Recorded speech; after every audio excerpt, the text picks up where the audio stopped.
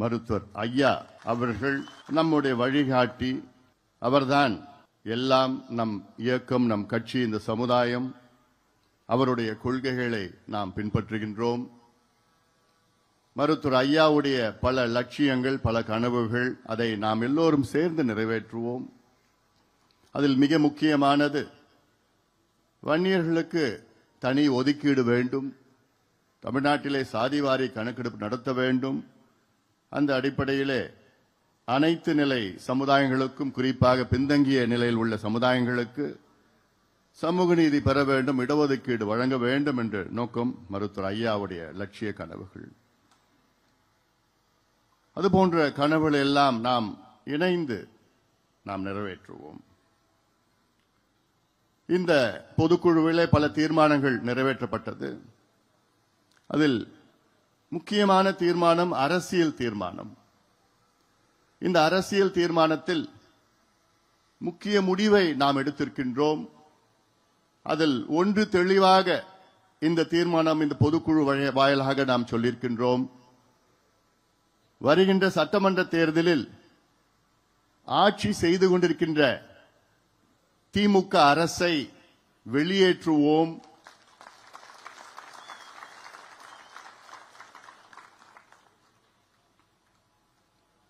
திமுக ஆட்சியை வீட்டுக்கு அனுப்புவோம் என்று அரசியல் தீர்மானத்தை ஒருமனதாக நாம் நிறைவேற்றியிருக்கின்றோம். ஆம், நமக்கு 2 இலக்குகள் இருக்கிறது.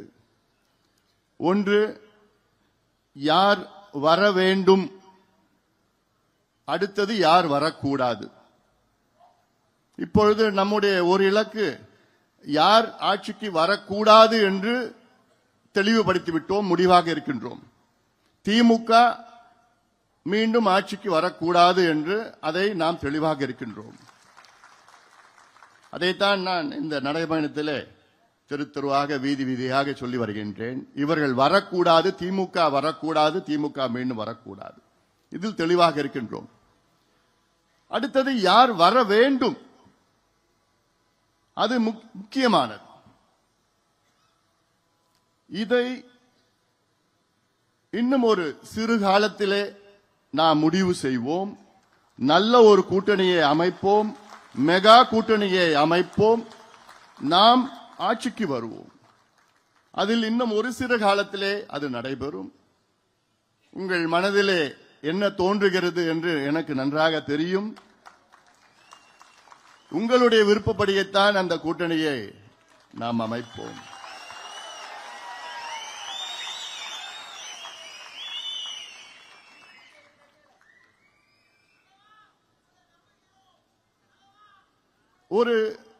எனக்கு முன்பு பேசியவர்கள் ஒரு சிலர் சொன்னார்கள், தமிழ்நாட்டிலே நம்முடைய வாக்கு விகிதம் 6 விழுக்காடு 7 விழுக்காடு.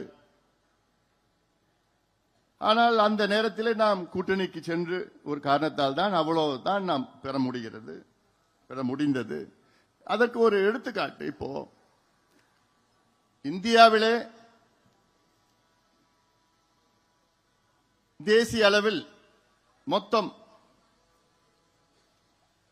100 விழுக்காடு எடுத்துக்கொண்டால் திமுக அதில் 1.25 விழுக்காடு வாக்குகளை தான் திமுக பெற்றிருக்கிறது.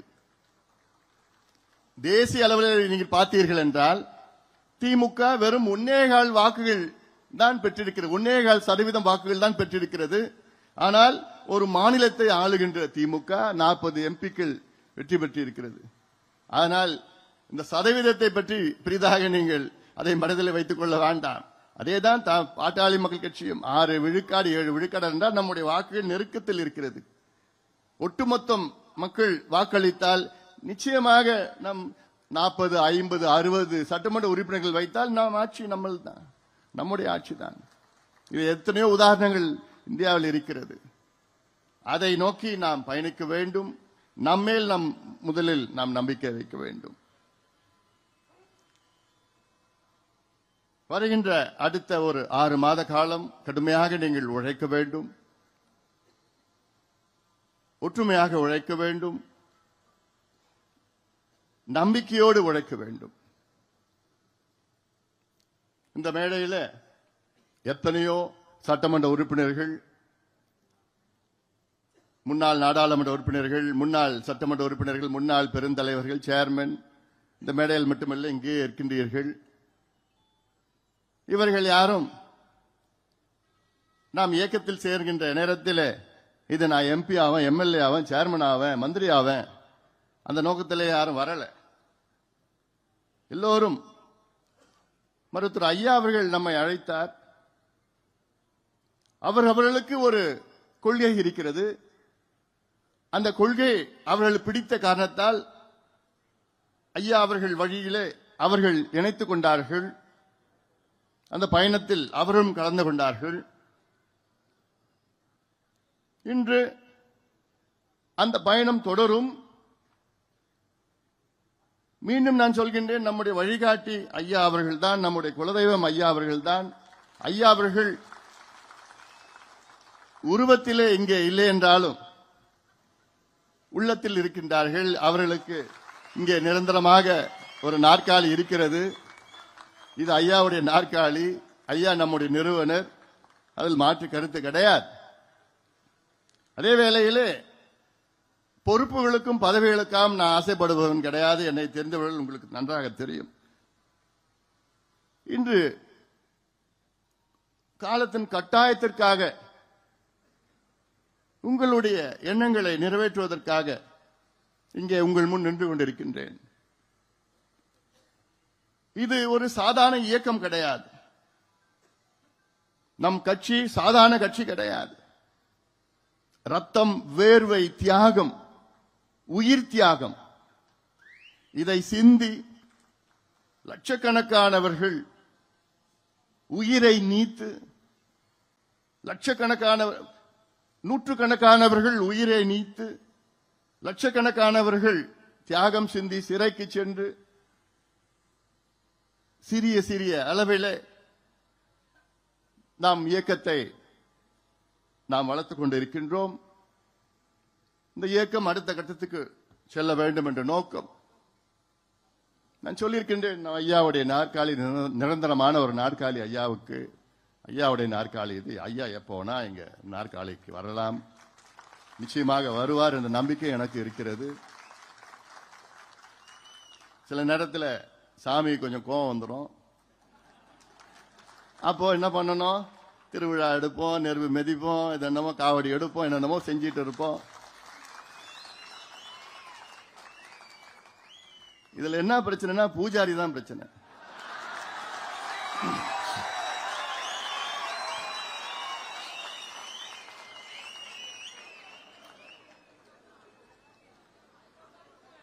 நம்ம என்னென்ன செய்யறோமோ செய்யறோம், சாமிக்கு என்னென்ன வழிபாடு செய்யறோமோ செய்யறோம்.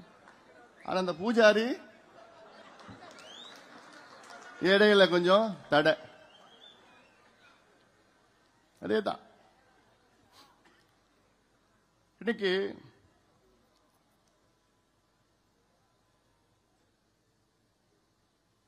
ஐயா அவர்கள் ஒரு தேசிய தலைவர்,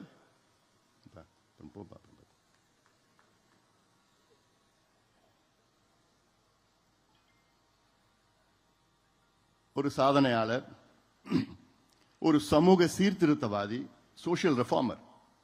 ஒரு சமூக சீர்திருத்தவாதி என்பது இந்தியாவிலே அதாவது மொத்தத்தில் ஒரு 5 பேர் 6 பேர் தான் இருந்திருப்பாங்க. இப்படிப்பட்ட யாரும் இருக்கிறது கிடையாது. 6 இடஒதுக்கீடுகளை பெற்று தந்தவர், நமக்கெல்லாம் அரசியல் கற்றுக்கொண்டது, சமூக நீதி என்றால் நமக்கெல்லாம் பாடம் கொடுத்தது, கற்றுக் கொடுத்தது ஐயா அவர்கள் தான். ஆனால் இன்றைக்கு ஐயா அவர்களால் இந்த இயக்கத்தை, நம் கட்சியை நிர்வகிக்க அதில் ஒரு சூழல் இருக்கிறது. இது சில செய்திகள் என்னால் வெளியில் சொல்ல முடியாத ஒரு சூழல். அந்த காரணத்துக்காகத்தான் நான் ஒன்னும் ரொம்ப பிடிவாதக்காரன் கிடையாது. நான் சொல்றது நம்ம எல்லாம் சேர்ந்து செய்யலாம்.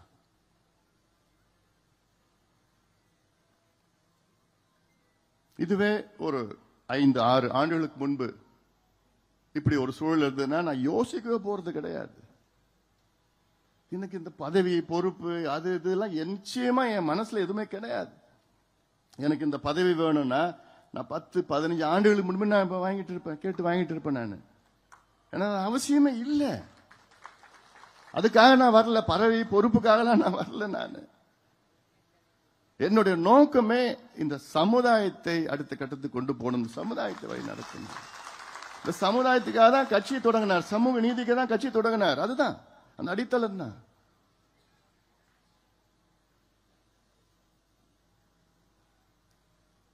இன்னைக்கு ஐயாவை சுத்தி இருக்கின்ற ஒரு சில சுயநலவாதிகள் என்னன்னு சொல்றதுன்னு தெரியல. இல்ல குள்ளநெறி கூட்டமா, தீய சக்திகளா, பூஜாரியா,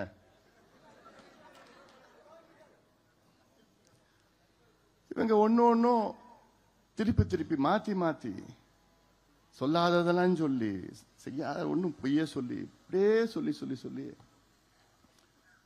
ஒரு சில பேர், நிறைய பேர் உங்க மனசுல எல்லாம் எவ்வளவு வலி இருக்கும்னு எனக்கு தெரியுது. எனக்கு நீங்க இங்க வந்திருக்கிறீங்க, உங்க ஒவ்வொரு மனசுலயும் இந்த கண்ணு வேணுமா இந்த கண்ணு வேணுமா என்ன சொல்லுவீங்க? 2 கண்ணு வேணும் தானே சொல்லுவீங்க. இல்ல இந்த கண்ணு தானே முக்கியம் யாராவது சொல்லுவீங்களா? உங்க வலி என்னால புரிய முடியுது. ஆனா எல்லாத்துக்கும் வேற எனக்கு வலி, அவ்வளோ வலினா தாங்கிட்டு இருக்கிறேன். நான் தூங்கியே எவ்வளவு நாள் ஆகுது. எவ்வளவு மனசுல நான் தாங்கிட்டு இருக்கிறேன், பாரங்களை தாங்கிட்டு இருக்கிறேன். ஆனாலும் அமைதியா இருக்கிற உங்க முன்னாடி நான் சிரிச்சுட்டு தான் இருக்கிறேன்.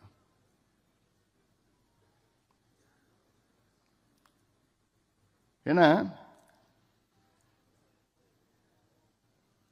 ஒரு தலை பக்கமா செய்திகள் வெளியில வந்துட்டு இருக்குது. தினம் ஏதாவது ஒரு செய்தி, தினம் நம்மளை பத்தி, என்ன பத்தி, இப்படி பண்ணிட்டான் அப்படி பண்ணிட்டான், இதை செஞ்சுட்டான் அப்படி செஞ்சுட்டான். ஆனா அதை மறுத்தோ அதை பத்தி பேசி அப்படி பண்ணனா அது அப்படி நானும் அதை பத்தி தான் பேசினா அப்புறம் ஐயா பேர் கெட்டு போயிடும்.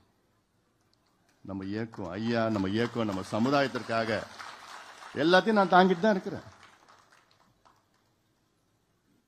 அதனால 2 பேரும் சேர்ந்து போட்டதானே சண்டை. அது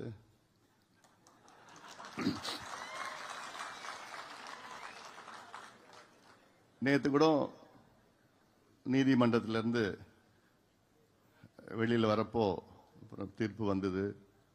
எனக்கு சுத்தமா மகிழ்ச்சி கிடையாது, சந்தோஷம் கிடையாது, வருத்தம்.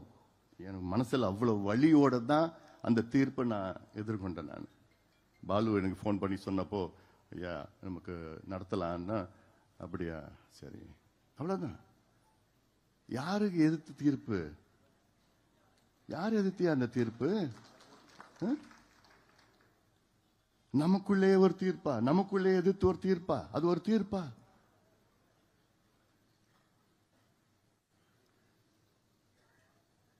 அதனால இது நமக்கு ஏதோ வெற்றி அப்படிலாம் நிச்சயமா என்ன பொறுத்த வரைக்கும் வெற்றி கிடையாது. இது நம்ம குடும்பம், நம்ம எல்லாம் குடும்பம், இவ்வளவு பெரிய குடும்பம், நம்ம கட்சி, நம்ம குடும்பம். அதுதான் என் மனசுல ஆழமா, என்னைக்கு நான் கடைசி வரைக்கும் அதுதான் என் மனசுல இருக்கும். நான் உங்களுக்கு தெரியும் என்னை பத்தி, மீடியாவை, ஊடகத்தை மணி கணக்கில் நான் சந்திச்சு நான் பேசுவேன். மீடியானா இது கேளு, எத்தனை கேளுன்னா கேளு, நான் பேசுறேன், நான் சொல்றேன், என்ன வேணா கேளு. இன்னைக்கு நான் மீடியா சந்திச்சு 2 மாசம் ஆகுது. என் வாயில ஏதாவது ஒண்ணு பிடிங்கி அதை திருப்பி திருப்பி திருப்பி திருப்பி போட்டுட்டு இருப்போம், ஒண்ணுமே இருக்கு. ஆனா இதே மீடியா, நானும் நடக்கிறேன், திருப்போரூர்ல நடக்கிறேன், செங்கல்பட்டுல நடக்கிறேன், உத்தரமேரூர்ல நடக்கிறேன், கும்மிடிப்பூண்டியிலையும் திருவள்ளூர்லயும், அதெல்லாம் போட மாட்டாங்க. போடுறாங்க. ஆனா அதுக்கு அதெல்லாம் அவங்களுக்கு முக்கியத்துவம் கிடையாது. திருப்போரூர்ல, திருவள்ளூர், கும்மிடிப்பூண்டி பகுதியில் பாவம் அந்த மக்கள் 1704 ஏக்கரை இழக்கிறாங்க. அதுல ஒரு அம்மா, நான் போயிட்டு வந்து அடுத்த நாள் அந்த அம்மாவுக்கு ஹார்ட் அட்டாக் வந்து இறந்துட்டாங்க. அந்த என் நிலம் 3 ஏக்கர் தான், இறந்துட்டாங்க. ஐயோ, என் நிலத்தை எடுத்துக்கிறாங்களே, என் நிலத்தை. இதெல்லாம் செய்தி கிடையாது. ராணிப்பேட்டைக்கு போறேன், அங்க ஆயிரக்கணக்கான மக்கள் தினம் அந்த குரோமியம் கழிவுகளை நிலத்தடி நீர் மூலமா குடிச்சிட்டு இருக்கிறாங்க, சுவாசிச்சு இருக்கிறாங்க. பெர்மிசிபிள் லிமிட் ஆஃப் குரோமியம் வந்து 0.05 milligram per litre. 0.05 milligram per litre. ஆனா அங்க 277 மில்லிகிராம் பெர் லிட்டர் அங்க இருக்கு. அடையார் கேன்சர் இன்ஸ்டிடியூட்ல சொல்றாங்க, அதிகமா கேன்சர் வர்றது ராணிப்பேட்டை பகுதியிலிருந்து வருது. ஆனா இதெல்லாம் ஒரு செய்தி ஊடக நண்பர்களுக்கு இல்லை. இதெல்லாம் செத்துட்டு இருக்கிறாங்க மக்கள். ஆனா உடனே எங்கேயாவது ஒரு பேட்டி, எங்கேயாவது ஒரு சின்ன இது இது இது பூதாகரமாக்கி அதுல எவ்வளோ பேர் சந்தோஷப்பட்டு இருக்காங்க, எவ்வளோ பேர் சந்தோஷப்பட்டு இருக்காங்க. அதனால நீங்க தைரியமா இருங்க, நம்பிக்கையோடு இருங்கள். நான் இருக்கிறேன், உங்களுக்காக நான் இருக்கிறேன். உங்களை என்னைக்குமே நான் விட்டு கொடுக்க மாட்டேன், என்னைக்குமே உங்களை நான் விட்டு கொடுக்க மாட்டேன். காரணம் நீங்கள் போராளிகள், ஒவ்வொருவரும் நீங்கள் போராளிகள். நான் உங்களில் ஒருவன். நான் ஏதோ மேடையில் இருக்கிற மட்டும் இல்லை, நான் அங்க எனக்கு ஆசைனா அங்க கீழே உட்காரணும் உங்க கூட. அதான் என்னுடைய நோக்கம், என்னுடைய ஆசை. நான் இந்த நேரத்தில் இன்னைக்கு உங்களை வழி நடத்தணும், நல்ல வழியில் வழி நடத்தணும். அடுத்த கட்டத்துக்கு நாம் செல்றோம், நம்முடைய இலக்குகளை அடைய வேண்டும். அந்த நோக்கம்தான். ஒரு சில முன்னோடிகள் கூட என்கிட்ட வந்து, ஐயா ஏன்யா பேசக்கூடாதா, பேசினா சரியா போயிடுமே. எல்லாருடைய மனசுல இருக்குதான், நிச்சயமா அது நியாயமான கேள்விதான். பேசிட்டா என்ன, பேசாம என்ன இருக்கு. நான் 1 முறை 2 முறை கிடையாது, 40 முறைக்கு மேல நான் பேசியிருக்கிறேன். நான் பேசாமலாம் இல்லை, நேத்து கூட நான் பேசியிருக்கிறேன். நான் எல்லாரையும் வச்சுட்டு, குடும்பம் வச்சு பேசிட்டு இருக்கிறோம், உறவுகள், நண்பர்கள், தெரிஞ்சவர்கள், நம்ம வெல் விஷர்ஸ் சொல்வார்கள், இவங்க எல்லாரையும் வச்சு நான் பேசிதான் இருக்கிறேன். ஆனா என்ன, நான் காலையில் ஐயா சரின்னு சொல்லுவாரு, அப்புறம் நம்ம பூஜாரி இருக்காங்கல்ல, இவனுங்க போய் அங்க போய் இல்லை அப்படின்னு சொன்ன அடுத்த நாள் காலையில் இல்லை நான் அப்படி சொல்லலைன்னு சொல்லி, அப்புறம் 3 நாளுக்கு அப்புறம் மறுபடியும் பேசி கெஞ்சி இல்லை என்ன, நான் எனக்கு என்ன வேணும், எனக்கு ஐயாவோட மானம் மரியாதை அதுதான் நமக்கு. அதை விட அதுக்கு நமக்கு என்ன இருக்குது? அதை நம்ம இழக்கிறது, நம்ம அது என்ன, ஐயாவோட மான மரியாதை இழந்துட்டு அப்புறம் நம்ம எதுக்கு இருக்கணும்? அப்புறம் எல்லாத்தையும் நான் ஏத்துக்கிட்டேன், எல்லாத்தையும் ஒத்துக்கிட்டேன் நான். சரி, அப்புறம் மறுபடியும் இவங்கெல்லாம் சொல்லி குழப்பம் பண்ணி இல்லை வேணாம் முடியாது.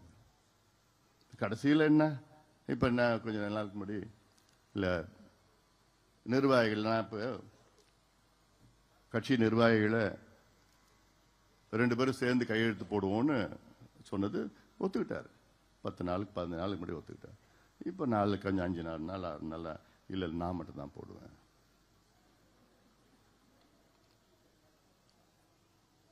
அது நான் என்னால நிச்சயமா ஒத்துக்க முடியாது, நிச்சயமா ஒத்துக்க முடியாது. ஏன்னா அது உள்ள நான் போக விருப்பம் இல்லை எனக்கு. அது எனக்கு எல்லாமே சேர்ந்து பண்ணணும். அது ஒரு கட்சி, ஒரு இயக்கம். சில பேர் சொன்னாங்க மேடையில் கூட, நிரந்தர தலைவர். எந்த இயக்கத்துக்கும் நிரந்தர தலைவர் கிடையாது, நிரந்தர நிறுவனர் தான் தலைவர். என்பது நீங்க முடிவு பண்ணுறது தான், பொதுக்குழு முடிவு பண்ணது தான் தலைவர். நீங்க யாரு முடிவு பண்றீங்களோ அவங்க தான் தலைவர்.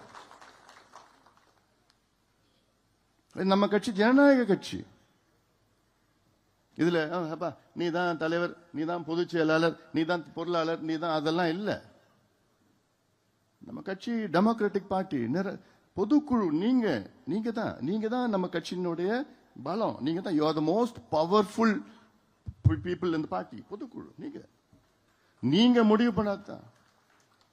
நீங்க கடந்த முறை என்னை தேர்வு செய்தீர்கள், 3 ஆண்டு காலம் எனக்கு கொடுத்தீர்கள். இன்று இன்னும் 1 ஆண்டு காலம் எனக்கு மீண்டும் தலைவர் பொறுப்பை நீங்கள் கொடுத்திருக்கிறீர்கள். அதனால இதெல்லாம் ஏன்னா எனக்கு என்னன்னா, எனக்கு எவ்வளோ ஒரு பக்கம் எனக்கு கஷ்டம், வருத்தம், தூக்கம் இல்லை, என் கண்ணெல்லாம் பார்த்தாலே தெரியுது. என்ன கேட்பேன், என்னப்பா இவ்வளோ சூப்பரா எவ்வளோ இழைச்சிட்டேன்னு கேட்பாங்க. நான் இழைக்கல, அது தானா இழைச்சிச்சு. ஏன்னா காலையில எழுந்தா இதுதான் ஞாபகம், தூங்குறப்போ இதுதான் ஞாபகம். என்னடா சில நேரத்தில் என்னடா நம்ம பண்ணிட்டு இருக்கிறோம், என்ன யார் கூட இந்த நேரத்துல களத்துல திமுகவை எதிர்த்து எவ்வளவு நம்மளுடைய கோபம், வேகம், உணர்வு, உழைப்பு, ரத்தம் எல்லாமே அவங்க எதிர்த்து அவனை விரட்டி அடிக்கணும்னு அந்த வேகத்துல நம்ம இருக்கணும், இன்னைக்கு களத்துல இருக்கணும். ஆனா நமக்குள்ள பதிவு போட்டுக்கிட்டு, நமக்குள்ள வழக்கு போட்டுக்கிட்டு, நமக்குள்ள பேசிக்கிட்டு, விமர்சனம் செஞ்சுக்கிட்டு, நமக்குள்ள பேட்டி கொடுத்துக்கிட்டு, இதெல்லாம் என்னால தாங்கிக்க முடியல. நான் கனவுல கூட இப்படி நடக்குமா நான் நினைக்கவே இல்லை இதெல்லாம். ஆனாலும் ஏன் நான் பிடிவாதமா கிடையாது, உறுதியா இருக்கிறேன். பிடிவாதம் கிடையாது, உறுதியா ஏன் இருக்கிறேன். இது நம்முடைய அமைப்பு. இந்த அமைப்பு நான் மீண்டும் சொல்றேன், இது ரத்தம், வேர்வை, தியாகம் சிந்தி வளர்ந்த இயக்கம். இது ஏதோ ஒருத்தர் பண்ணது கிடையாது. எல்லாமே இங்க மேடையில் இருக்கிறவங்க, நீங்க வீட்டில் இருக்கிறவங்க, கிராமத்தில் இருக்கிறவங்க, பாரு நம்ம மூத்தவர்கள், அவங்க தான் நம்ம முன்னோடிகள் சொல்றாங்களா, அவங்க தான் எல்லாமே. அப்ப அந்த காலத்தில் எல்லாமே உழைச்சு வச்சு வந்தது. அவங்களுடைய கனவு, உங்களுடைய கனவு எல்லாமே அடுத்த கட்டத்துக்கு போனோம். அதுதான் என்னுடைய நோக்கம். ஒரு சில சுயநலவாதிகள் அவங்க இதை வச்சுட்டு சம்பாரிச்சு, இதை வச்சுட்டு அது பண்ணோம் இது பண்ணோம்னா அதெல்லாம் நிச்சயமா நான் அதுக்கு வழி விட மாட்டேன். அதனாலதான் நான் உறுதியா இருக்கிறேன். பிடிவாதமா நான் இல்லை, உறுதியா இருக்கிறேன், அவ்வளவுதான். நிறைய என்னால சொல்ல முடியல, சொல்லணும்னு ஆசை, அதனால இது சொல்ல முடியல. சில பேர் தனிப்பட்ட முறையில் நான் சொல்லியிருக்கிறேன், அவ்வளவுதான். அவங்க புரிஞ்சிட்டு இருக்காங்க. அதனால மீண்டும் சொல்றேன், நான் நம்ம எல்லாம் ஒன்றாக களத்தில் இருப்போம். உங்களை எல்லாம் இன்னைக்கு பார்க்கறதுல எனக்கு ரொம்ப ரொம்ப சந்தோஷம். அவ்வளோ எனக்கு மனசுல அவ்வளோ உற்சாகம் எனக்கு. ஏன்னா நீங்க தான் கட்சி, நீங்க மற்றவர்களே வழி நடத்துவீர்கள். இங்க வந்திருக்கிறீங்க பொதுக்குழு உறுப்பினர், நீங்க தான் நம்ம கட்சியினுடைய அடுத்த கட்டத்தில். நம்ம கீழே இருக்கிறவங்க எல்லாமே நம்ம வழி நடத்தணும். நம்ம 2வது தீர்மானம் என்ன தீர்மானம்? சிறை நிரப்பும் போராட்டம். வன்னியர்களுக்கு இடஒதுக்கீடு அறிவிக்கவில்லை என்றால் ஒட்டுமொத்தம் சிறைகள் தமிழ்நாட்டில் நிரப்பப்படும். சிறை நிரப்பு போராட்டம், கடுமையான போராட்டம் நான் நடத்துவோம். ஏன்னா ஏதோ முதலமைச்சர் ஸ்டாலின் அவர்கள் ஏதோ ஒன்று கணக்கு வச்சுக்கிட்டு, சரி இன்னொரு 8 மாசம் ஏமாத்திடலாம், 4 வருஷம் ஏமாத்திட்டோம், இன்னொரு 8 மாசம் ஏமாத்திடலாம், அப்படியே போயிடலாம், கொண்டு போயிடலாம், அப்படி இப்படி. இவங்க ஸ்டைலே அப்படிதான். ஆனாலும் நான் விட போறது கிடையாது. ஸ்டாலின் அவர்களே, நீங்க அனுபவிக்க போறீங்க இந்த தேர்தலில், அது மட்டும் எனக்கு தெரியுது. ஒழுங்கா கொடுத்துடுங்க. இப்ப கூட லேட் ஆகல. நாங்க கேட்கறது நியாயமா கேட்டோம். உச்சநீதிமன்றம் தீர்ப்பு வந்து 1226 நாள் ஆகிறது. இந்த தீர்ப்பில் தெளிவா சொல்லியிருக்கிறாங்க, தமிழ்நாட்டில் வன்னியர்களுக்கு உள்ஒதுக்கீடு கொடுக்க எந்த தடயம் கிடையாது. இதற்கு நீங்கள் சாதிவாரி கணக்கெடுப்பு நடத்தணும்னு அவசியமும் கிடையாது. இருக்கிற தரவுகளை சேகரித்து நியாயப்படுத்தி கொடுங்கள். இது வந்து உச்ச நீதிமன்றம் கொடுத்த தீர்ப்பு. இதுக்கு மேல எங்கேயுமே மேல்முறையீடு கிடையாது. உச்ச நீதிமன்றத்துக்கு மேல யாரும் கோர்ட்டுக்கு போக முடியாது. அப்படிப்பட்ட உச்ச நீதிமன்றமே தீர்ப்பு கொடுத்துட்டு பண்ணுங்க. அந்த தீர்ப்பை வைத்து தான் இப்பொழுது பிற்படுத்தப்பட்ட ஆணையம், பேக்வர்ட் கிளாஸ் கமிஷனா அமைச்சாங்க. அந்த பேக்வர்ட் கிளாஸ் அமைச்சுக்கிட்டு அதுல வந்து ஒரு ஜிஓ பாஸ் பண்றாங்க. என்ன, உச்ச நீதிமன்றம் தீர்ப்புல 68 பேராகிராஃப் 73 பேராகிராஃப் வைத்துத்தான் இதற்கு வன்னியர்களுக்கு உள்ஒதுக்கீடு கொடுக்க பரிந்துரை செய்யுங்கள். எவ்வளவு நாள்ல? 3 மாசம். நாங்க உற்சாகமா இருந்தோம். 3 மாசத்துல வந்துடும் ஐயா, எப்படியாவது இந்த பிள்ளைங்களுக்கு படிப்பு கிடைச்சிடும் ஐயா, எப்படியாவது வேலை கிடைச்சிடும், டிஎன்பிசில வந்துடும், எப்படியாவது வந்துடுவாங்க டாக்டர், சந்தோஷமா இருக்கு. 3 மாசம் சரி பரவாயில்ல. அப்புறம் பார்த்தோம் உற்சாகம் 3 மாசம் நெருங்க ஒரு முறை நம்ம முதலமைச்சர் போய் கேட்டேன். இப்ப பாக்குறப்போ இது 3 மாசம் சொல்றீங்களே, இது நெருக்கம் வந்துடுச்சு, இன்னும் முடியல. இல்ல இது முடிஞ்சது, அடுத்தது வந்தா கூட நான் ஒரு ஸ்பெஷல் அசம்பிளி செஷன் வைக்கிறேன், ஸ்பெஷல் செஷன் வைக்கிறேன் சொல்றாரு முதலமைச்சர். என்கிட்ட சொல்றாரு, ஓ இதெல்லாம் நான் நம்பணும், நான் பாரு எவ்வளோ இப்ப தெரியுது, நம்பி பரவாயில்லப்பா. சிஎம் வந்து வன்னியர்களுக்கு இடஒதுக்கீடு கொடுக்க ஸ்பெஷல் செஷன் வைக்கிறேன்னு சொல்லிட்டாரு. எல்லாம் வெளியில சொல்லிட்டு இருந்தேன். அப்பதான் தெரியுது ஆப்பு வச்சுட்டாரு. அதன் பிறகு 3 மாதம், அப்புறம் பிறகு பார்த்தா 3 மாதம் இல்ல 6 மாதம் எக்ஸ்டென்ஷன், அப்புறம் இன்னொரு 6 மாசம், அப்புறம் இன்னொரு 6 மாசம், 2 வருஷம் போயிடுச்சு. பேக்வர்ட் கிளாஸ் கமிஷனுடைய பதவி காலமே 3 வருஷம் தான், 2 வருஷம் போயிடுச்சு. இப்ப 2 வருஷம் போன காலத்துல இப்ப என்ன பண்ணிருக்காங்க, ஒரு வாரத்துக்கு முன்னாடி என்ன பண்ணிருக்காங்க அரசாணை, என்னன்னா ஓராண்டு கால நீடிப்பு. அவங்க பொறுப்பு பதவி காலம் இருக்கிறதே 6 மாசம் தான், இவங்க ஆனா கொடுக்கிறது ஓராண்டு கால நீடிப்பு. அப்ப என்ன அர்த்தம்னா, இந்த எலெக்ஷனுக்கு முன்னாடி வந்துடக்கூடாது, இந்த எல்லாமே எலெக்ஷனுக்கு பிறகு. நீங்க இருக்க போறது இல்ல எலெக்ஷனுக்கு பிறகு, உனக்கு எதுக்கு அந்த வேலை எல்லாம்? அடுத்தது நாங்க தான் வர போறோம், நாங்க பாத்துக்க போறோம். இவ்வளோ ஒரு ஏமாத்தி, இவ்வளோ ஒரு பித்தலாட்டம். இது ஏதோ ஜாதி பிரச்சனை இல்லையா, இது தமிழ்நாட்டின் முன்னேற்ற பிரச்சனை. It is not a caste problem, it is Tamil Nadu's developmental problem.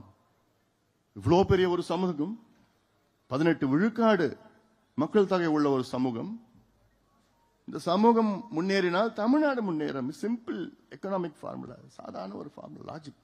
ஆனா இந்த சமுதாயம் வளரக்கூடாது, இப்படியே அடிமையா இருக்கணும், குடிகாரனா இருக்கணும், கஞ்சா பயன்படுத்தணும், படிப்பறிவு இல்லாம இருக்கணும், குடிசையில வாழணும், ஆடு மாடு மேய்க்கணும், ஓட்டு மட்டும் போடணும். தேர்தல் வந்ததுன்னா பாட்டிலும் காசும் கொடுப்பாங்க, ஓட்டு போட்டுட்டு இவங்க ஆட்சியில இவங்க குடும்பம் சந்தோஷமா இருக்கணும், கொள்ளடிச்சிட்டு இருக்கணும்.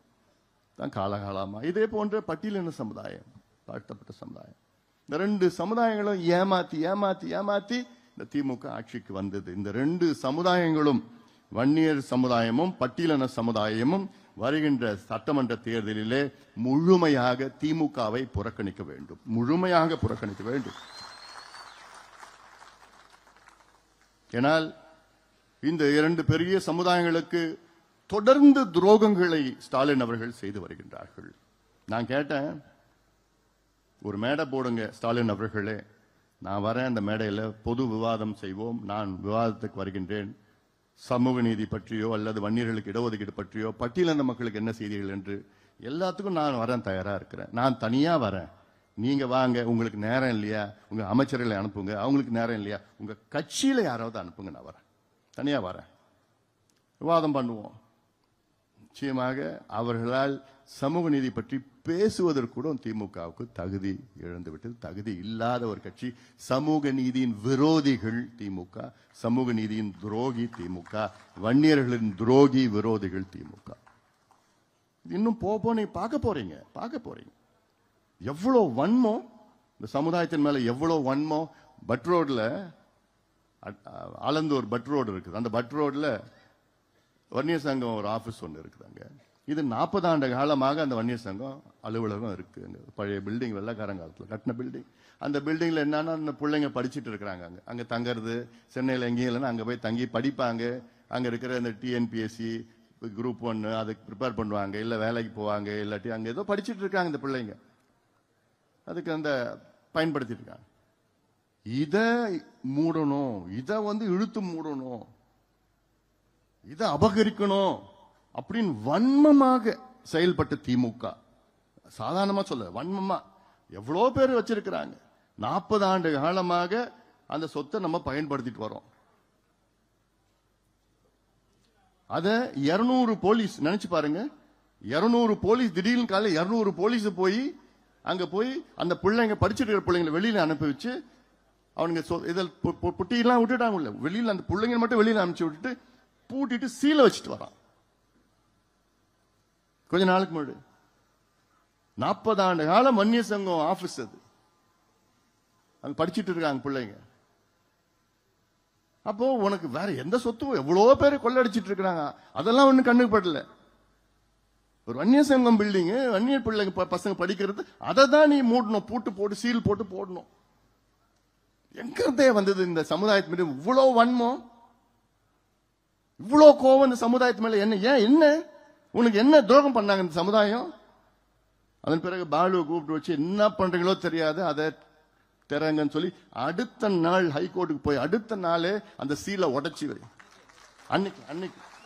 அன்னைக்கு லஞ்ச் மோஷன், அன்னைக்கு மத்தியானமே லஞ்ச் மோஷன் கோர்ட்ல மூவ் பண்ணி முடியாத சீலை உடைச்சி பிள்ளைங்க உள்ள அனுப்பிச்சு விட்டது அன்னைக்கு. ஆனா அதை விட நிறுத்தல திமுக. என்ன பண்ணாங்க? உச்ச நீதிமன்றம். நினைச்சு பாருங்க, இது ஒரு சாதாரண ஒரு விஷயம். 40 வருஷமா அனுபவிச்சுட்ட ஒரு பில்டிங் சுப்ரீம் கோர்ட் போறாங்க. அந்த சுப்ரீம் கோர்ட்ல யாரை தெரியுமா வைக்கிறாங்க? Attorney general of India. Attorney general of இந்தியானா யாருன்னா, இந்தியாவின் தலைமை வழக்கறிஞர், இந்தியாவுடைய தலைமை வழக்கறிஞர். தமிழ்நாட்டின் தலைமை வழக்கறிஞர் வந்து அட்வொகேட் ஜெனரல். இந்தியாவுக்கு தலைமை வழக்கறிஞர் அட்டர்னி ஜெனரல். அவரை எப்ப வைப்பாங்க தெரியுமா? இந்தியாவுக்கு பிரச்சனைனா அப்படி அவரை சுப்ரீம் கோர்ட்டுக்கு பேச வைப்பாங்க. இல்ல ஒரு மாநிலத்துக்கு பிரச்சனை, தமிழ்நாட்டு பிரச்சனைனா அப்போ வந்து அதை பயன்படுத்துவாங்க. ஆனா ஏதாவது இந்தியாவில் கான்ஸ்டிடியூஷனல் பிரச்சனை இருக்கு, நம்ம அரசியல் சாசனம் ஏதாவது ஒரு பிரச்சனை இருக்குன்னா அதை அவரை வைப்பாங்க. ஆனா எதுக்கு வச்சிருக்கிறாங்க? பட் ரோட்ல வன்னிய சங்க ஆபீஸ மூடிட்டாங்க. அதை திருப்பி கொடுக்கணும்னு உச்ச நீதிமன்றத்தில் அட்டர்னி ஜெனரல் அவங்க வந்து பயன்படுத்துறாங்க திமுக அரசு. அவ்வளோ வன்மம். ஆனாலும் நம்ம விட்டுடுவோமா?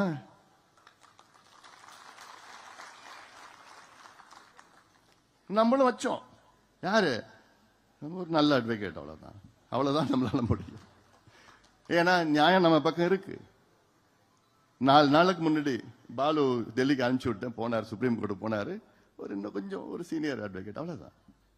அவரை வச்சு சுப்ரீம் கோர்ட்ல தெளிவா சொல்லிட்டாங்க, நம்பா இது ஸ்டேட் கவர்மெண்ட் தான், இல்ல டெம்பிள் போர்டா, இல்ல கண்டோன்மெண்டா, இது எதுவும் தெரியாது. தெரிகிற வரைக்கும் வன்னிய சங்கிட்டே இருக்கட்டும்.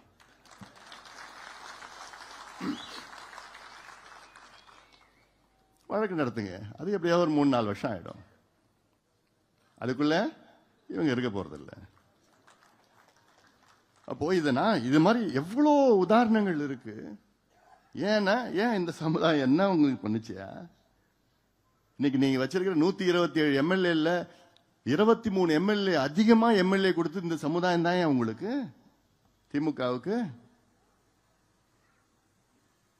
5 எம்பி கொடுத்துள்ள இந்த சமுதாயம் உங்களுக்கு. அப்புறம் ஏன் இந்த சமுதாயத்தை நீங்க துரோகம் பண்ண நீங்க துடிக்கிறீங்க? என்ன உங்க நினைப்பு அதுல? அதனால்தான் நான் கேட்கிறேன். சட்டம் இருக்குது, அதிகாரம் இருக்கிறது, எல்லாம் இருக்குது. ஆனா மனசு மட்டும் ஸ்டாலின் அவர்களுக்கு இல்ல. இந்த சமுதாயம் வளரக்கூடாது, முன்னேறக்கூடாது. இது மட்டும் இல்ல, பட்டியலின சமுதாயம் வளரக்கூடாது, முன்னேறக்கூடாது.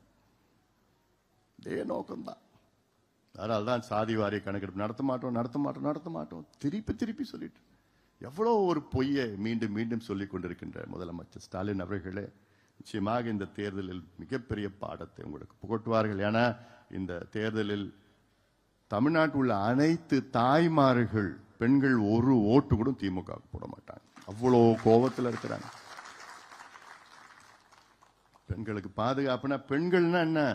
சின்ன பிள்ளைகளையா, பெண் பிள்ளைகள், 4 வயசு பெண் குழந்தைகளுக்கு பாதுகாப்பு இல்லை, 8 வயசு பெண் குழந்தைகளுக்கு பாதுகாப்பு இல்லை. தினம் செய்திகள் வந்துட்டு இருக்கு. கேட்டா நாங்க ஒவ்வொரு சம்பவம் நம்ம எப்படி நாங்க காப்பாத்துவோம்? ஏதோ அங்கங்க நடக்குது. அங்கங்க எப்படியா நடக்கும்? அந்த சூழலை நீங்க ஏற்படுத்தி இருக்கிறீங்கல்ல. குடிச்சிட்டு கஞ்சா அடிச்சுக்கிட்டு எங்க பார்த்தாலும் கஞ்சா கிடைக்குது, எங்க பார்த்தாலும் அபின், காக்கைன், ஹெரோயின், போதைப் பொருட்கள் கிடைக்குது, எங்க பார்த்தாலும் மது கிடைக்குது. போதையெல்லாம் அவன் என்ன பண்றான்னு அவனுக்கு தெரியல, மிருகமா மாறிடுறான். அப்புறம் ஏன் அதை விற்க வைக்கிறீங்க? ஏன் நீங்க விற்கிறீங்க? ஏன் அனுமதிக்கிறீங்க? அதெல்லாம் நான் சொல்றேன், மீண்டும் சொல்றேன், என்கிட்ட ஆட்சி இருந்ததுன்னா இது போன்ற ஒரு சம்பவம் நடக்காது. ஏன்னா ஒண்ணு மது இருக்காது, போதைப் பொருட்கள் இருக்காது. அதை மீறி யாராவது இப்படி பண்ணிக்கின்னு ஒருத்தம் பண்ணா போதும், முடிச்சிடணும். அவ்வளவுதான். ஒருத்தனை முடிச்சுட்டா அடுத்தது யோசிப்பானா, ஐயோ நம்மளெல்லாம் உள்ளெல்லாம் தள்ள மாட்டான், முடிச்சுடுவான். அந்த பயம் இருக்கணும் யா. அந்த பயம் இருந்தாதான் யா இந்த மிருகங்கள்லாம் அடங்கி கிடக்கும். இந்த பயம் இருக்கணும். இதுதான் ஏன் செய்யணும். இதுக்கு தைரியம் வேணும் ஐயா, இதுக்கு தில்லு வேணும். இவங்க கிட்ட இருக்குதா? இருக்குது. இதை அதே போன்ற தமிழ்நாட்டில் இந்த சட்டமன்ற தேர்தல் ஒரே ஒரு விவசாயி கூட ஓட்டு போட மாட்டாங்க. ஒரு விவசாயியோட ஓட்டு போட மாட்டாங்க இந்த இவங்க திமுகவுக்கு. ஏன்னா அவ்வளோ கோபத்தில் இருக்கின்றார்கள். இவங்க நினைச்சிட்டு இருக்கிறாங்க ஏதோ ஏதோ ஒன்று காசு கொடுத்துடலாம், இதை கொடுத்துடலாம், அதை கொடுத்துடலாம். எதை கொடுத்தாலும் நான் போறது கிடையாது. என்னுடைய ஒரு ஒரு ஆசை, சட்டமன்ற தேர்தலில் திமுக எதிர்கட்சியா கூட இருக்கக்கூடாது. அந்த நிலை வரும், நான் வர வைப்பேன். நீங்க பார்த்துட்டே இருங்க, நிச்சயமா அதை நான் வர வைப்பேன். அது பண்ணுவேன், என்னால முடியும். என்னால அதில் வியூகங்கள் இருக்கிறது. அது வியூகங்களை வகுத்து அதை செயல்படுத்துவது நீங்கள் தான். உங்களை நம்பிதான் இதெல்லாம் நான் பேசிட்டு இருக்கிற மேடையில், புரியுதா? உங்களை நம்பிதான் நான் பேசிட்டு இருக்கிறேன். அதனால நீங்க தான் அதெல்லாம் செய்யணும். நீங்க தான் அதை செய்து அதை முடிக்க வேண்டும். நிச்சயமாக அதை பல மாற்றங்கள் நாம் கொண்டு வருவோம். நம்ம நெருக்கத்துக்கு வந்துட்டோம். கொஞ்ச நாள் தான். இவ்வளோ கஷ்டப்பட்டு, இவ்வளோ காலமா கஷ்டப்பட்டு ஐயாவுடைய கனவு பார்த்தீங்கன்னா 46 வருஷம், 46 ஆண்டு காலம் உழைத்து கொள்கைகளை வகுத்து போராட்டம் செய்து இன்னைக்கு வரைக்கும், இன்னைக்கு கூட ஐயாவுடைய கனவு ஒண்ணு கூட நிறைவேற்றல. இடஒதுக்கீடு 20% நமக்கு ஒட்டுமொத்தமாக கிடைச்சி வாங்கியிருக்கு. ஆனாலும் இந்த சமுதாயத்துக்கு தனியாக கிடைக்கணும். பட்டியலின மக்களுக்கு 2 விழுக்காடு கூடுதலாக இருக்க வேண்டும். வன்னியர்கள் போன்று இருக்கின்ற மற்ற சமுதாயங்களுக்கு அதுக்கு அவங்க சமுதாயத்துடைய சமூக பின்தங்கிய நிலை, மக்கள் தொகைக்கு ஏற்ப அவர்களுக்கு இடஒதுக்கீடு, அவர்களுக்கு நலத்திட்டங்கள், அவர்களுக்கு வேலை வாய்ப்புகள் இதெல்லாம் உருவாக்கு. அதெல்லாம் நம்மள மட்டும்தான் செய்ய முடியும். ஏன்னா நமக்கு அது உணர்வு பூர்வமா நமக்கு நம்ம டிஎன்ஏல இருக்கு, ரத்தத்தில் இருக்கு, டிஎன்ஏல இருக்குது. அதெல்லாம் இதெல்லாம் செய்யணும், அந்த மக்களுக்கு செய்யணும்னு என்னோட டிஎன்ஏல இருக்கு. மற்ற எந்த கட்சிக்கும் அது மாதிரி எண்ணமும் கிடையாது, அபிப்பிராயம் கிடையாது, எண்ணம் கிடையாது. அவங்க மற்ற கட்சியெல்லாம் அந்த தேர்தல் எப்படி வெற்றி பெறலாம், எப்படியாவது ஜெயிக்கணும். நம்ம அப்படி கிடையாது. எப்படி என்னாலும் சரி நம்ம அணுகணும், வேகமா செய்யணும். ஆனாலும் அதே நேரத்திலே வருகின்ற தேர்தலில் மிகப்பெரிய வெற்றியை நாம் அடைய போகின்றோம். அந்த நம்பிக்கை நிச்சயமாக எனக்கு இருக்கிறது, உங்களுக்கும் இருக்க வேண்டும். அதனால இதையெல்லாம் நீங்கள் மனதில் ஏற்றுங்கள். ஒரு வாரத்துக்கு முன்பு வந்து டெல்லியில் எலெக்ஷன் கமிஷன்ல இருந்து எனக்கு ஒரு லெட்டர் வந்தது. அந்த லெட்டர்ல என்ன சொல்லியிருக்குன்னா, மாம்பழம் சின்னம் நமக்கு கொடுத்துருக்குறாங்க.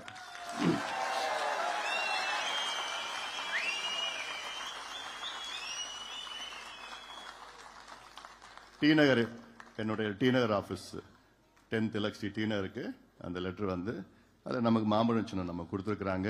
அந்த மாம்பழம் சின்னத்தை பயன்படுத்தி நம்ம பீகார் சட்டமன்ற தேர்தல், தமிழ்நாடு சட்டமன்ற தேர்தல், பாண்டிச்சேரி சட்டமன்ற தேர்தலில் நம்ம போட்டியிடலாம்னு சொல்லிட்டு நம்ம கொடுத்துருக்காங்க.